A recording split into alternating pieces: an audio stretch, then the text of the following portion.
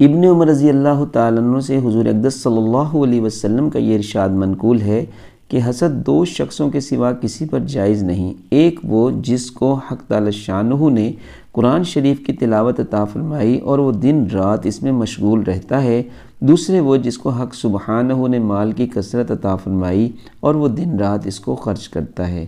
ابن عمر رضی اللہ تعالیٰ عنہ سے حضور اقدس صلی اللہ علیہ وسلم کا یہ ارشاد منقول ہے کہ حسد دو شخصوں کے سوا کسی پر جائز نہیں، ایک وہ جس کو حق تعالی شانہ نے قرآن شریف کی تلاوت عطا فرمائی اور وہ دن رات اس میں مشغول رہتا ہے، دوسرے وہ جس کو حق سبحانہ نے مال کی کثرت عطا فرمائی اور وہ دن رات اس کو خرچ کرتا ہے۔ قرآن شریف کی آیات اور احادیث کثیرہ کے عموم سے حسد کی برائی اور ناجائز ہونا مطلقاً معلوم ہوتا ہے۔ اس حدیث شریف سے دو آدمیوں کے بارے میں جواز معلوم ہوتا ہے، چونکہ وہ روایات زیادہ مشہور و کثیر ہیں، اس لیے علماء نے اس حدیث کے دو مطلب ارشاد فرمائے ہیں۔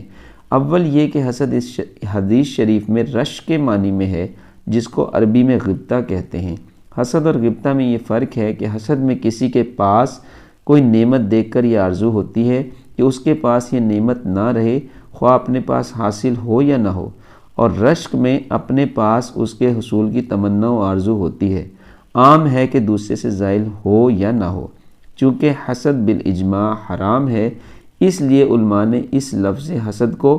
مجازاً غبطہ کے معنی میں ارشاد فرمایا ہے، جو دنیاوی امور میں مباح ہے اور دینی امور میں مستحب۔ دوسرا مطلب یہ بھی ممکن ہے کہ بسا اوقات کلام علی سبیل الفرض و تقدیر